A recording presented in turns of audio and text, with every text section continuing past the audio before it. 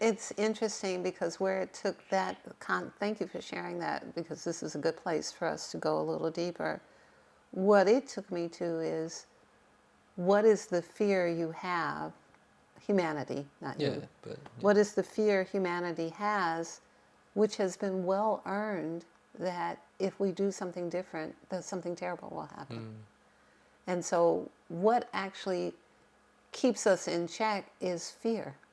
What keeps us in check of not taking our children out of school is that we fear we might have to stop working, or we fear that we can't teach them and how will they learn, or we fear, they must have, they must see other people be disciplined so that they can learn about discipline, whatever it is that we're doing. And so everything has to change.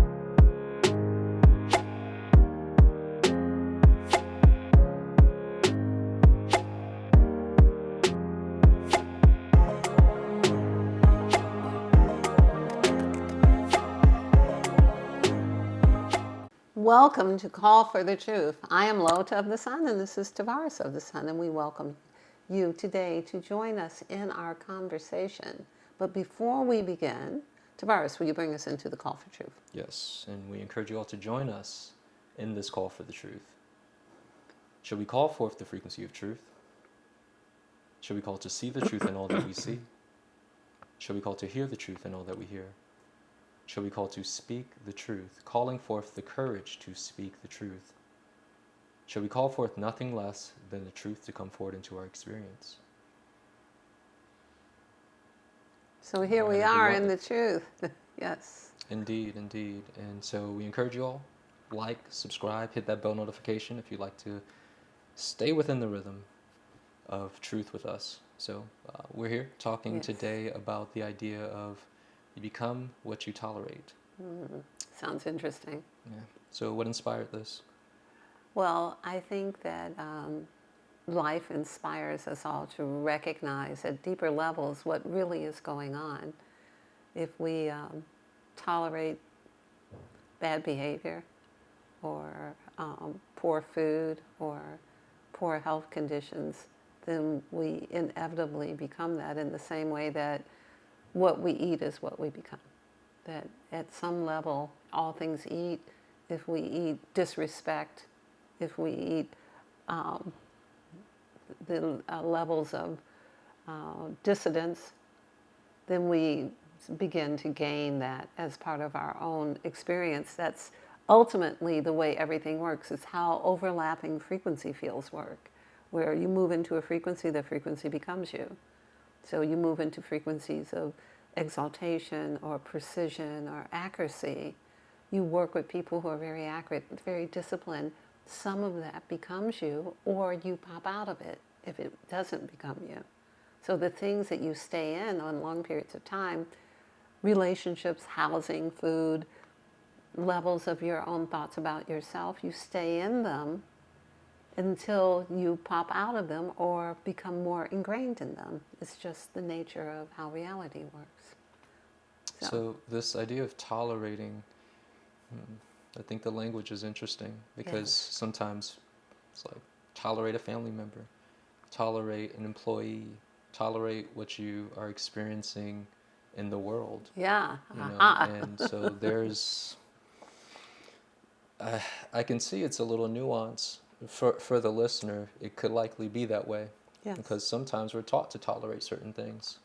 And during, maybe like it's a young child, and during their levels of matriculation and growth, to tolerate what's happening. And but where's that line in terms of tolerate, because before it becomes where you're consumed by the thing that you're tolerating. It's so true, and especially I'd like to talk a little bit more later about how it looks in our landscape, in our country, or in the way that we're living as people on the planet in general. But I think a good indicator would be like how we're taught in school. We're taught to be obedient, don't question in certain things, raise our hand, wait our turn.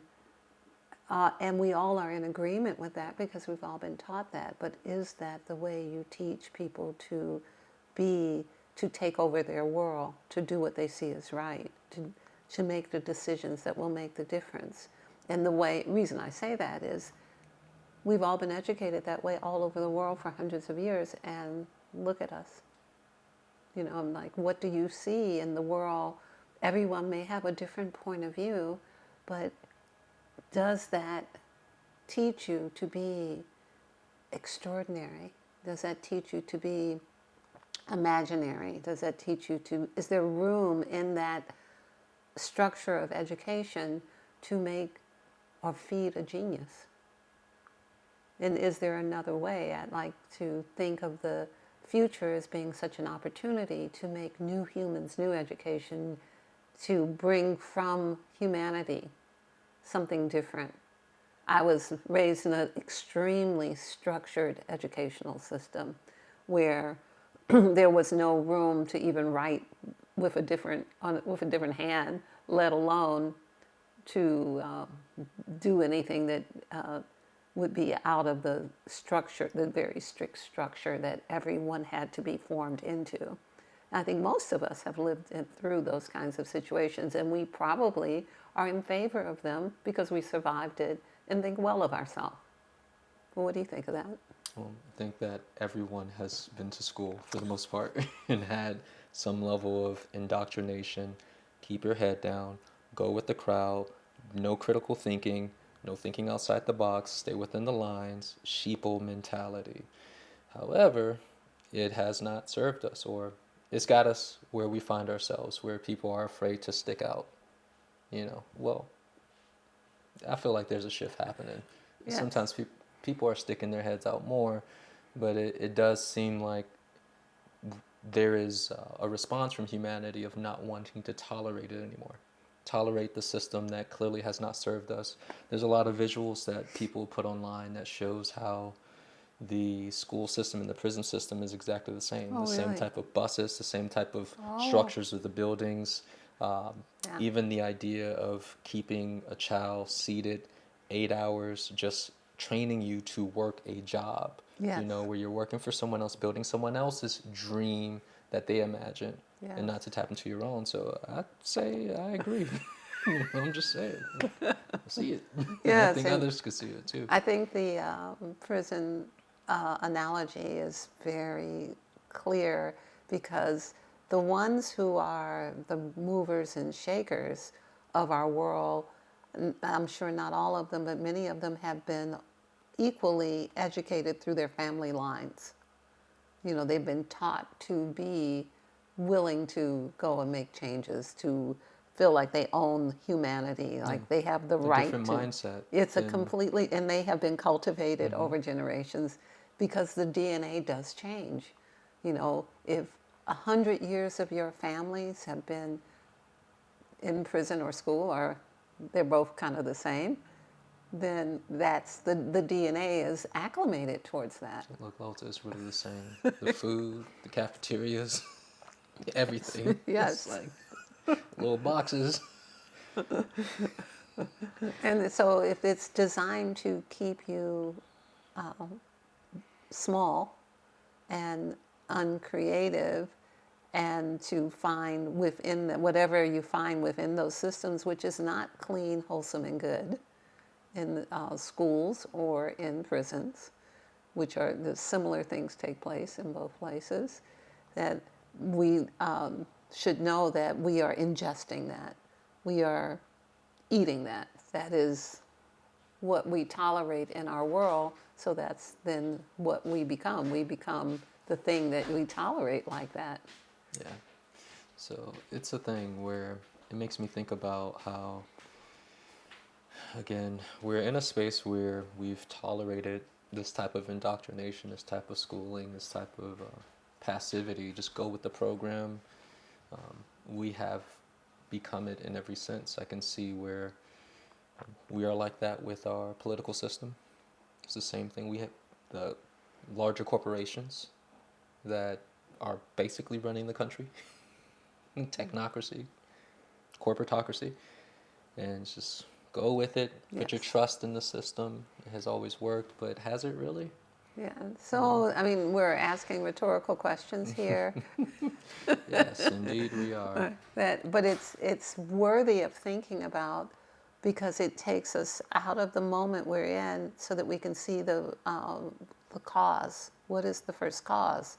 What did we accept? What did we agree to? What did we never change? We agreed and then we could never change it. We agreed there would be deaths, that we would sit in them 8 hours a day and somebody possibly with a stick in front of us would point to things and or point at us with it, and then we would obey them without any response, whether it was appropriate or not. We would just do it. We wouldn't think. And the army operates that way. The military operates that way.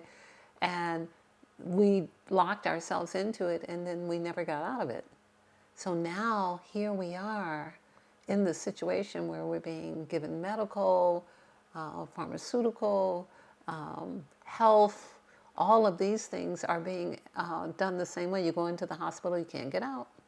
You can't leave if you want to. You can't get in easily. You can't get out easily. You know. It's like a gang. Yes. Summon. and everything has become sort of a replica of the schoolhouse, prison house situation. Everything. The jobs are similar. You have to. It's hard to get in the building. It's hard to get out of the building. You have to allow yourself to be searched. You have to give up some of your free will, and you can't say certain things, and all of these things, which we all agree, well, they have the right to do that if you're going to work there. But is that the only model? Is that the only design that's available in all of the universe? Is this the only way that we all get up at 8 in the morning and get on the road at the same time?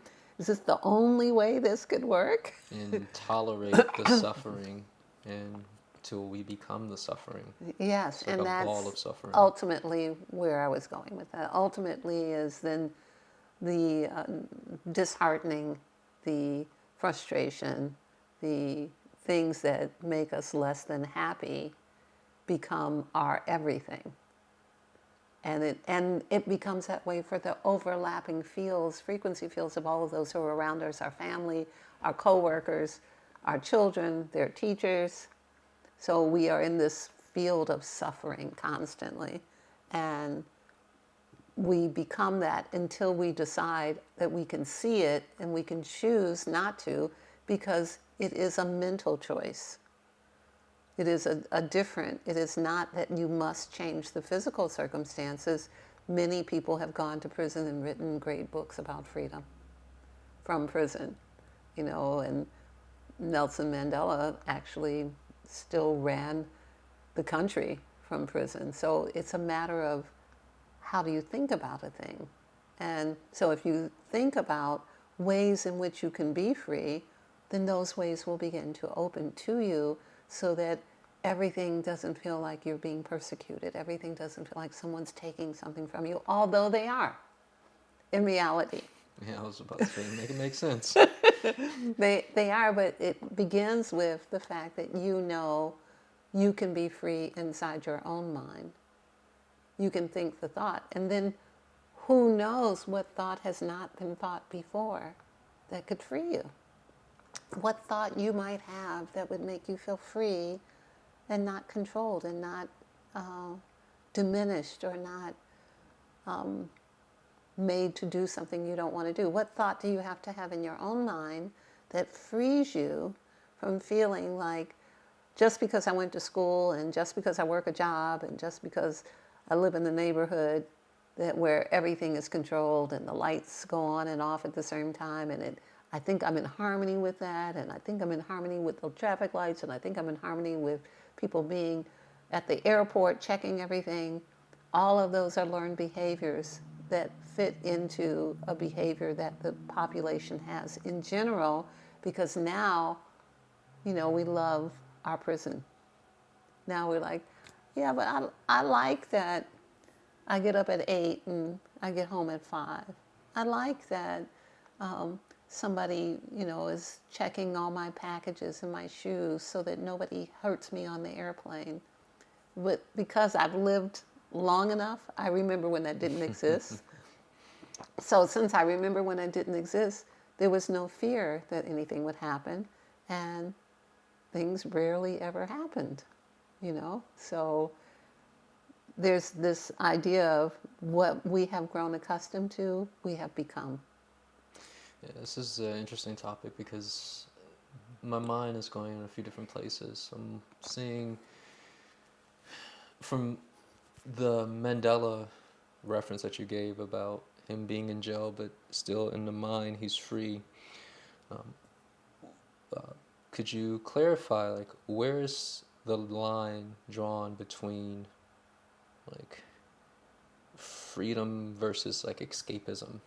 Because there's this idea of the circumstances in front of you, but then there's also this higher understanding of, like, the influence that the mind can have on the external reality. I feel like I'm going into, like, advanced topics, but it's more like... Okay, that's where you stay. Yeah, because it's true. That's where you live. That's okay. Like, I be trying to water it down, That's okay. I can't help myself. That's where you live. It's fine. So I do see the truth of... Well, so I'm just going to speak it straight up from my own experience, because I'm looking at it right now. I am not in favor of this reality, this system that we're in. All the different things that you say, our children going to these schools, being in a freaking box all day, not under the fluorescent lights, and all these things that weaken us. But it's here. But I do see the power of, like, going back to, like, all right, who am I? What am I? Which is, like, more than physical. But then I can see where it's like, okay, I don't want to be floating off into the cosmos. I need to still tether. So could you, like, assist with, like, grounding and anchoring this in? Because I feel like the influence of consciousness plays a role in it, but where do you gather from this? It's interesting because where it took that, thank you for sharing that, because this is a good place for us to go a little deeper. What it took me to is, what is the fear you have, humanity, not you. But, What is the fear humanity has, which has been well earned, that if we do something different, that something terrible will happen. And so what actually keeps us in check is fear. What keeps us in check of not taking our children out of school is that we fear we might have to stop working, or we fear that we can't teach them and how will they learn, or we fear, they must see other people be disciplined so that they can learn about discipline, whatever it is that we're doing. And so everything has to change.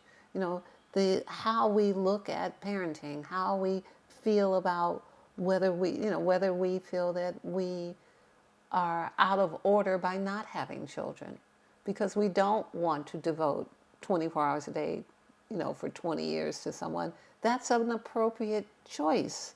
There's no judgment on that. So when a person hasn't thought about that and then they have children, then they have another burden to consider. But we can start developing societal norms to be like, you're free. Do it if you feel called to do that. It's a calling.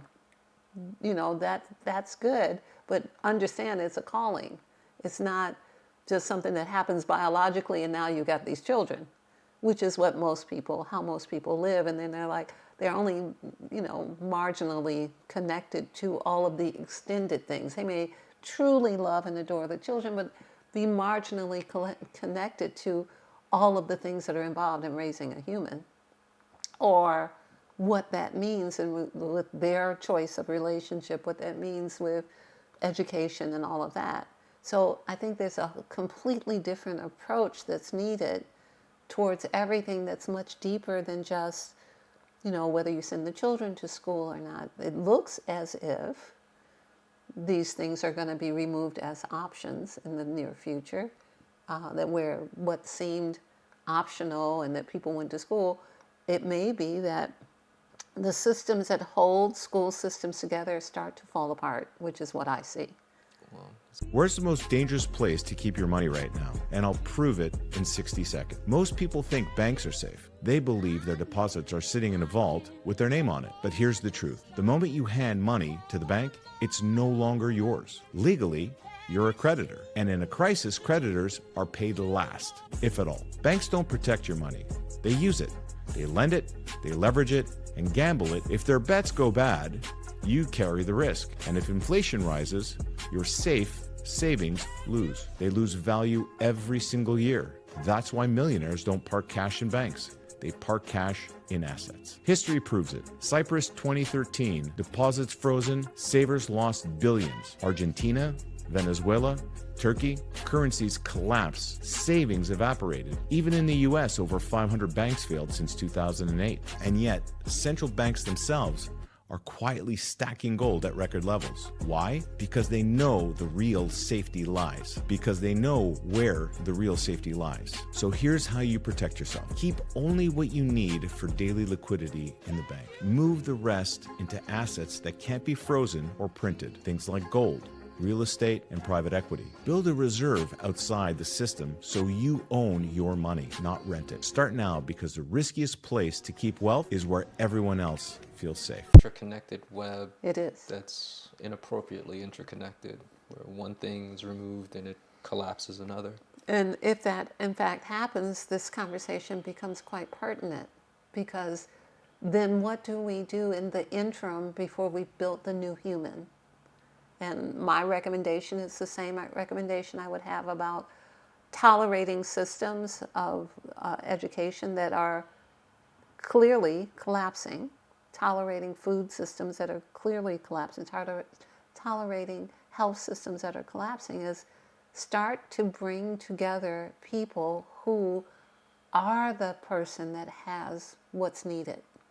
You know, the person who is by nature a nanny, the person who is by nature a teacher of small children, a person who is by nature the person who wants to play games with the children all day. You know, start to gather those people instead of the people who have been hired, who may or may not be those people, you know, who may not have the tolerance, who, you know, don't need a classroom of 25 students, but somebody who can work with 10 neighborhood children and they all be good, you know, or maybe work in your house with them. Maybe you've got a room in your house where school can take place, where school, they get socialization, they get a good lunch, and you're 2 rooms over. And there's so many varieties of things that can happen. So my thought is, we don't have to tolerate and become the thing we hate.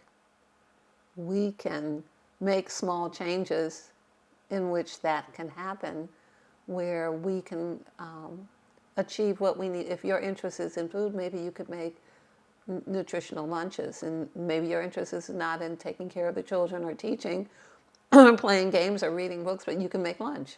And maybe somebody else can make sure the children all get to the house.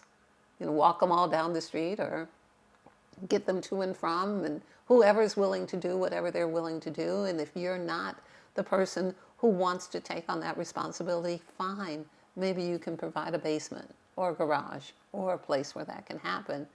And so this way all of us become more free, and then we begin to see ourselves as part of something instead of rebelling against something that we don't want. See, I like to get to that last idea, part of something, and because everything that you're speaking on points directly to the necessity of community, or rebuilding, restructuring, and kind of hodgepodging your community together. Because as you're saying it, I'm looking at this through the lens of my reality, but also just everyday people, and seeing the fragmentation within society as a byproduct of tolerating fragmentation. Yes. You know, We tolerate the fact that we see people who are not well positioned to be doing whatever they're doing.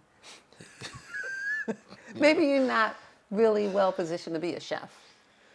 Maybe your disposition is not cheery enough for you to be cooking people's food. You know, when they have to eat that. yeah. And But we go there, we tolerate it, we eat the angry meals, because it sure ain't a happy meal. yes. And because we feel like there's nothing else we And can so do. what do we become? We become the angry male. We become more of that Yes. suffering energy overlap. But one more thing, because you answered it, but to simplify and distill it down, you were speaking to the action that's needed when I was asking, where do we draw the line between, like, all right, this is my reality, but I know who I am, what we are, and what humanity could be. The actions that we can take that are within arm's reach, or where our legs can step. Yeah, I like the way you're describing it because it's actually like that. How far are we willing to move out of the space that we have made for ourselves in our current society? Are we willing to move 2 inches to the left?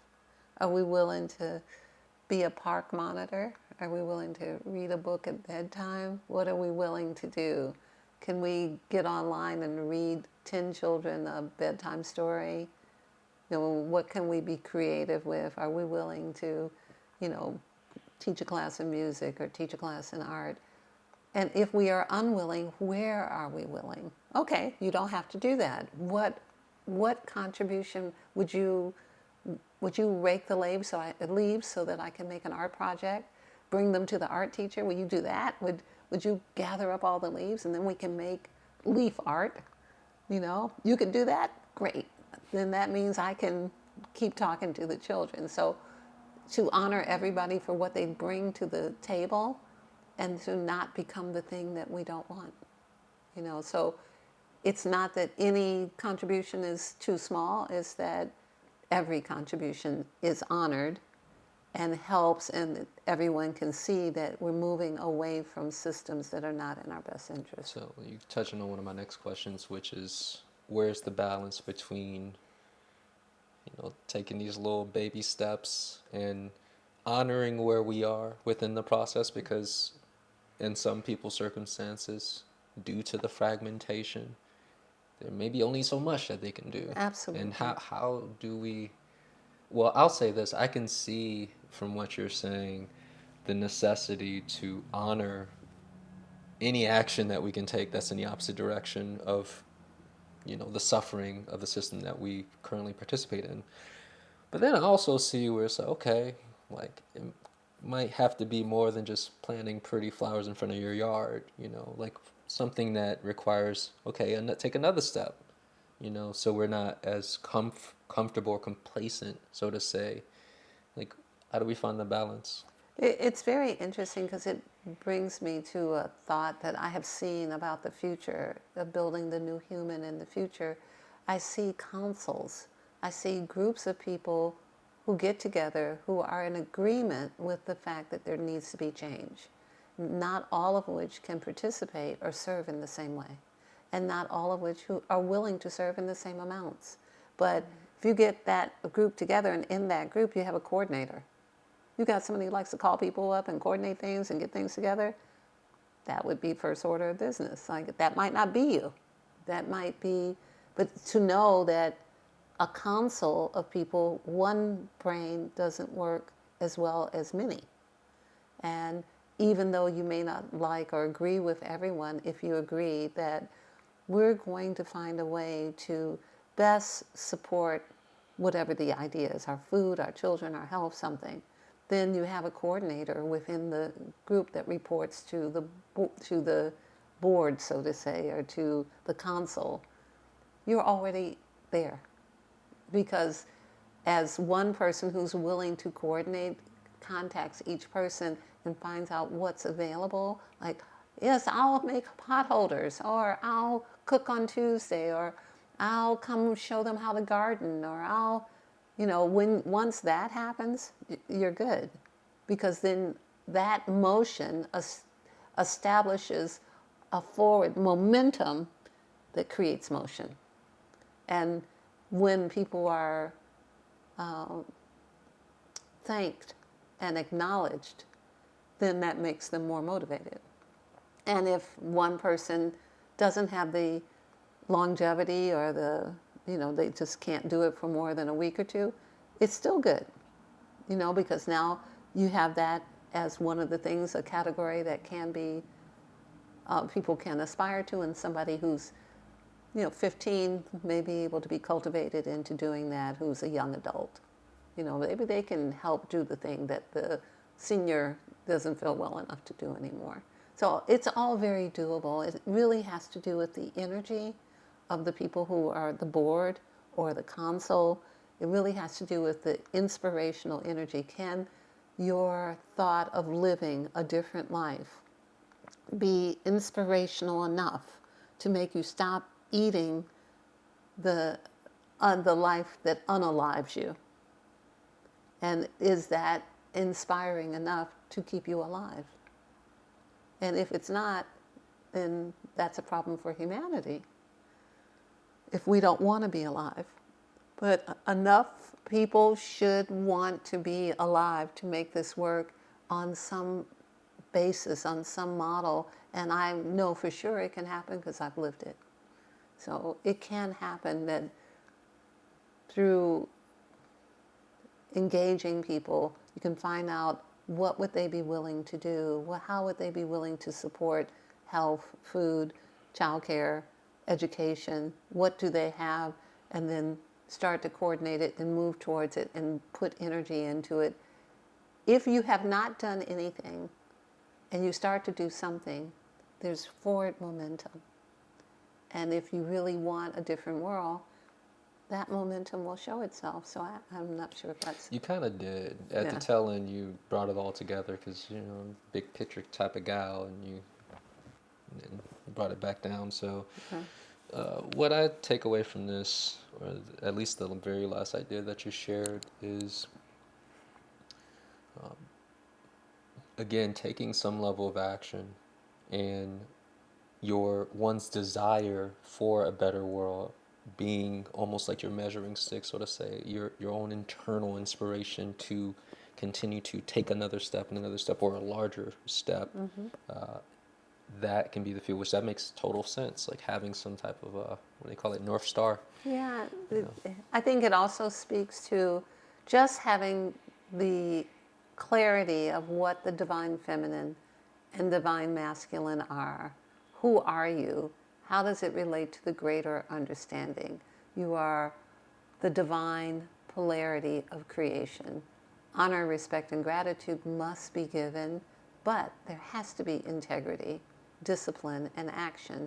And so the divine feminine is to be the nurturing, honor, support, and gratitude. And the divine masculine is to discipline yourself, to be upright, and to take action and make those phone calls and make those things happen, and to build that house or that chicken coop or whatever it is. Not that the feminine can't do it, because these are overlapping fields as well. So, but the idea of wholeness is in all of the components.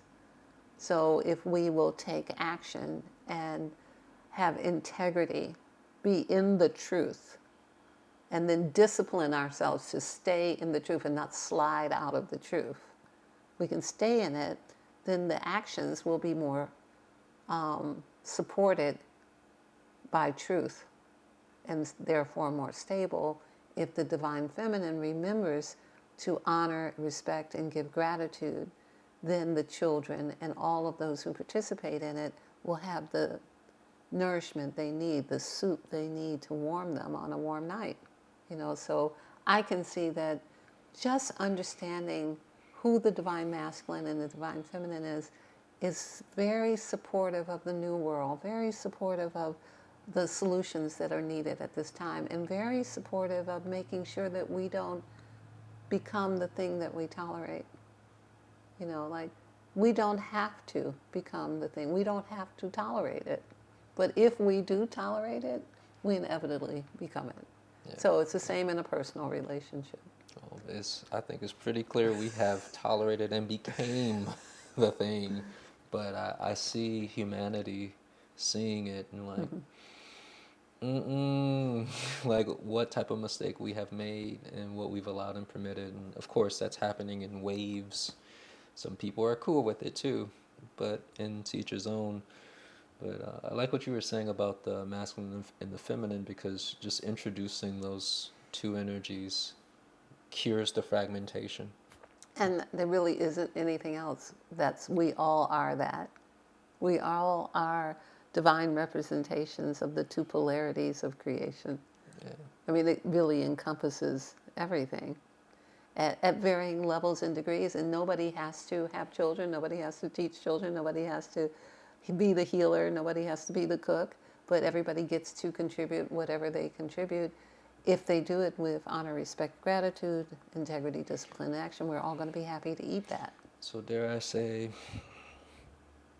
dare to dream and envision a new world, which is our feminine, and take action on that so that we can create a world that is acceptable to tolerate, so that it can reinform us through, living a righteous life, or a life that is in alignment with our design. Maybe the idea is to grow beyond toleration into love. That we could like a grow goal. into that. I mean, I understand the language and the right now of it. Like, okay, I'm tolerating this, but we could grow into like, oh no, I really love this life I'm living, and I have some of that going on in my life. I know it's possible. So, would you like to pull a card for our talk today? Yeah, it's an insightful conversation. If you're feeling this conversation, definitely leave a comment and let us know. Are you or a loved one tolerating something that needs to be released? If so, visit ofthesun.com. Well, and know that the things that you tolerate begin and end with you. It is really all about you.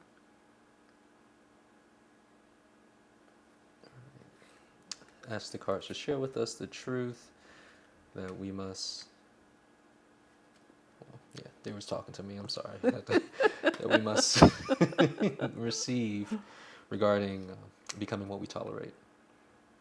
Oh, this is interesting. 8th chakra. Yeah. Sacred space. Everywhere you step is sacred space, but you need to own it, know it, and be it. I love that. That is so, the cards are always so amazing. Thank you for pulling that card. And we thank you all for joining us for our discussion. And we hope that you'll come back and see us again. We give you the greetings of Indoctrination Veritas with honor, respect,